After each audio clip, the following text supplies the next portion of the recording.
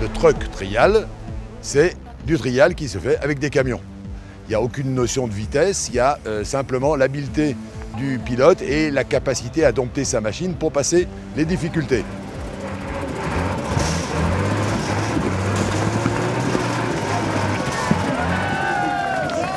Les véhicules sont répartis en 4 classes. 3 classes, fonction du nombre d'essieux pour les véhicules presque de série, c'est 2 essieux, 3 essieux, 4 essieux. Et puis les protos, c'est pratiquement tous des véhicules qui sont directionnels de devant, de derrière, qui se déplacent donc, comme des crabes. On fait une reconnaissance de zone pour savoir comment on va passer avec le camion. Quand un groupe de 7-8 pilotes arrive dans une zone, il y a un quart d'heure de reconnaissance, il y a 7 portes par zone, hein, mais il peut les passer dans l'ordre où il le souhaite et dans le sens où il le souhaite.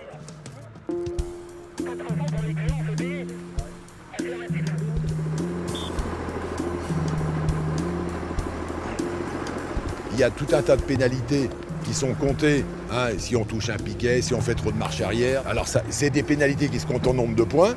Et à la fin de la zone, c'est celui qui a marqué le moins de points qui l'a emporté. 2 portes non passées, ouais. Un cassé, un touché, porte d'entrée et 8 changements de direction. Ok, 200... Dur. Ouais, on n'a pas fait ce qu'on voulait, mais bon, c'est comme ça. Hein. Pour l'instant, on n'a pas dépassé les 12 000 personnes, mais on espère bien battre le record cette année, grâce à cette météo clémente, et puis par les efforts de nos partenaires qui ont invité beaucoup de clients. Renault a décidé cette année d'être partenaire officiel de l'Europa Truck Trial. Donc on a souhaité présenter notre nouvelle gamme, la gamme Euro 6, avec particulièrement les véhicules de la gamme construction, les véhicules K et les véhicules C. On présente 3 véhicules sur notre stand et on a 4 véhicules en dynamique qui vont tourner tout le week-end, que peuvent essayer nos clients, conduire ou se laisser conduire par nos démonstrateurs professionnels. Donc là, en position neutre. Un camion avec la boîte automatique et tout ça, chouette quoi. Confort de conduite. Ah ouais, le confort de la cabine, impressionnant. Ah top hein, franchement. On achète, c'est bon.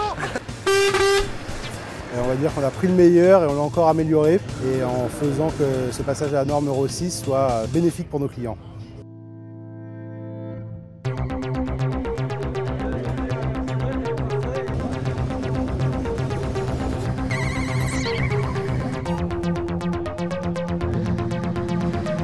Oh, superbe, on passe une après-midi superbe avec quelles que soient les catégories.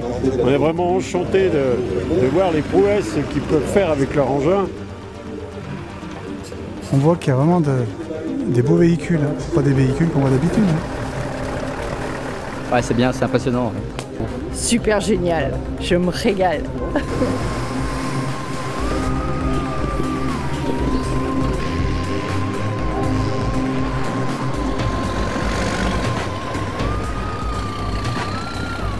La compétition se déroule sur 2 jours, de 9h le matin à 18h30 le soir, et se termine, là aussi c'est une tradition de Montalieu et c'est la seule ville où ça se passe, par la fameuse montée impossible qui est juste derrière nous.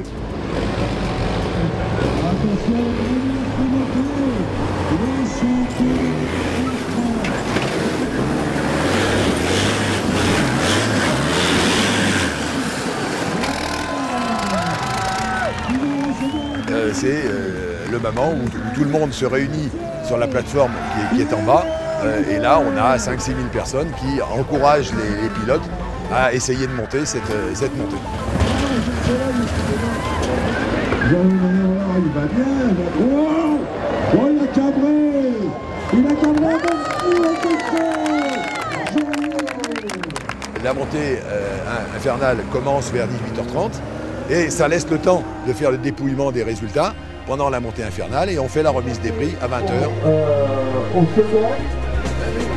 Le team Syndrome avec 2169 points.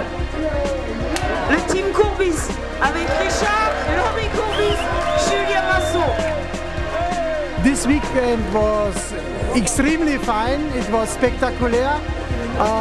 We had many spectators. The teams are fantastic, did a fantastic job, and also it was very selective because the teams had to fight and the rocks sometimes win.